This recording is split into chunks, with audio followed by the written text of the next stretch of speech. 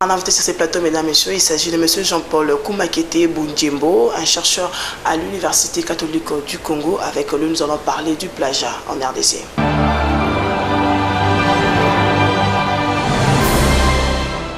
Monsieur Jean-Paul, bonjour et bienvenue chez nous. Bonjour madame. C'est quoi la recherche scientifique, monsieur?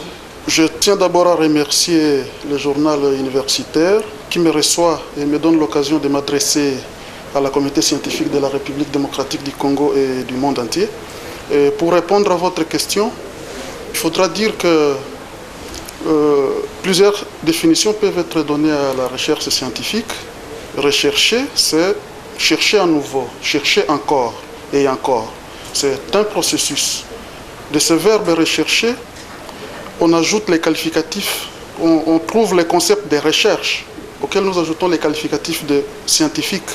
Et la recherche scientifique, selon les professeurs Sam Mbimbi et Annie Cornette, c'est un processus dynamique, rationnel, objectif et rigoureux qui consiste à explorer, décrire, comprendre, expliquer et ou résoudre un problème ou évaluer une pratique ou même anticiper un événement.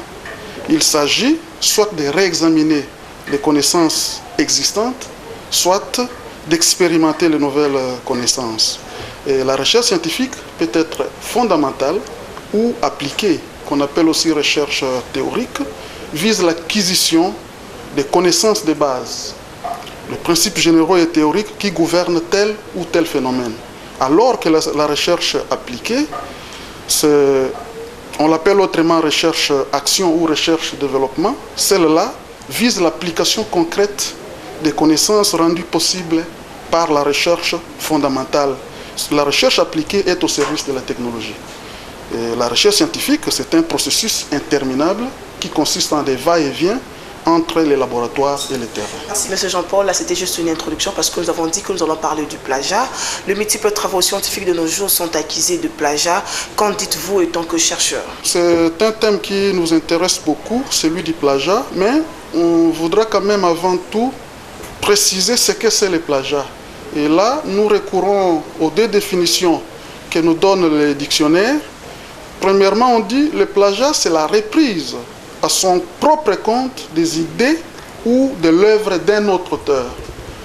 Comme deuxième définition, l'œuvre même dans laquelle vous faites recours aux idées des autres, c'est un plagiat, sans les citer. Alors, le plagiat, dans ce sens, c'est un vol littéraire, c'est un pillage, c'est une destruction, c'est un anéantissement. Mais à la base de ce phénomène dans nos milieux universitaires, nous pouvons citer la plus grande pression à laquelle sont soumis les chercheurs. Et là, nous voyons les enseignants, on voit les enseignants-chercheurs, on voit les étudiants aussi. Comme nous le savons bien, les professeurs et d'autres chercheurs doivent respecter un certain nombre d'heures de cours à assurer en une année. Ils doivent produire des articles scientifiques et même des ouvrages. Ils ont des étudiants à diriger pour leurs propres travaux.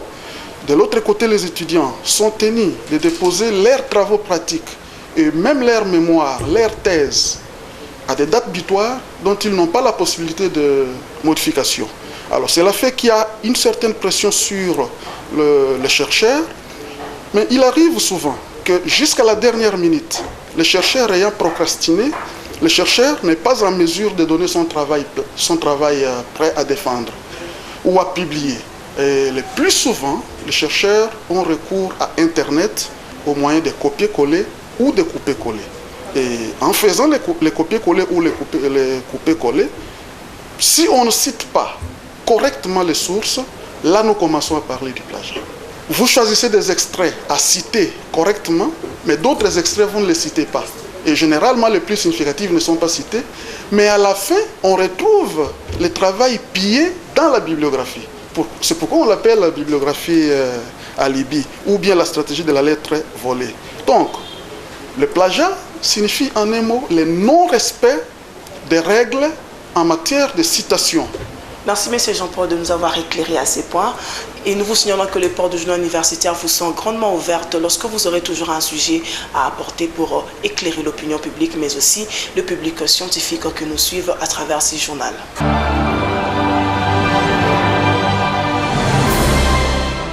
Un invité sur ces plateaux, il s'agit de l'assistant Jean-Paul Koumakete Bunjembo, chercheur en DEA en économie et développement à l'Université catholique du Congo.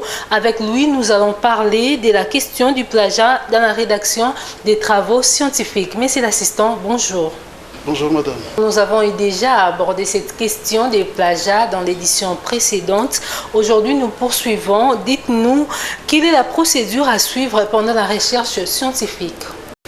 En ce qui concerne la procédure, nous pouvons dire que la véritable démarche opérationnelle de la recherche, c'est celle que s'est définie le chercheur lui-même. La première étape, c'est celle de définir une question de départ. En formulant cette question de départ, on doit veiller aux qualités de clarté, de faisabilité et de pertinence.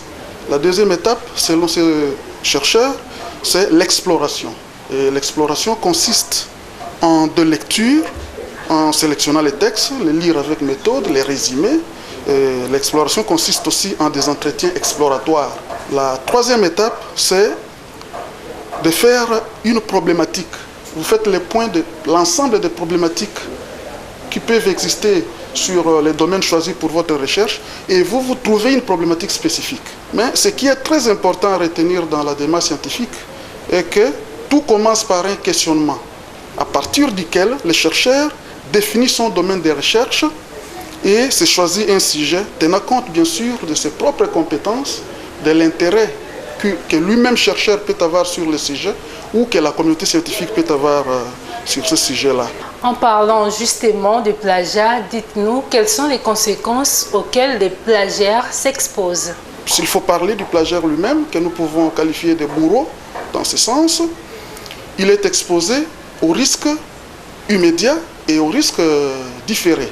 Et parmi les risques immédiats, nous pouvons citer le fait que son directeur qui découvre directement un plagiat, lorsqu'il s'agit par exemple de la préparation d'une thèse ou d'un travail de fin de cycle, le directeur a découvert les plagiats. Le directeur, s'il n'est pas très bon à demander à son étudiant de citer correctement ses sources, il peut, n'est-ce pas, rompre le processus. Admettons aussi que le plagiat soit découvert le jour même de la soutenance. Parmi les membres du jury, il y a un expert du domaine et il vous fait découvrir ce plagiat-là. En tout cas, nous croyons que le récipiendaire peut être ajourné. Mais comme risque différé, il y a le fait que le plagiaire n'a pas été découvert ni au moment de la préparation de ces travaux, ni même au moment de la soutenance de ces travaux-là. Il est découvert pendant qu'il est déjà dans la vie active.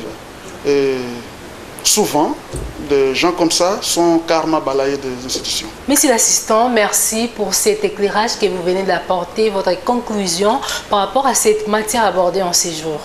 Il y a encore beaucoup à dire dans le domaine de la recherche scientifique et du plagiat en milieu universitaire parce que nous les côtoyons tous les jours.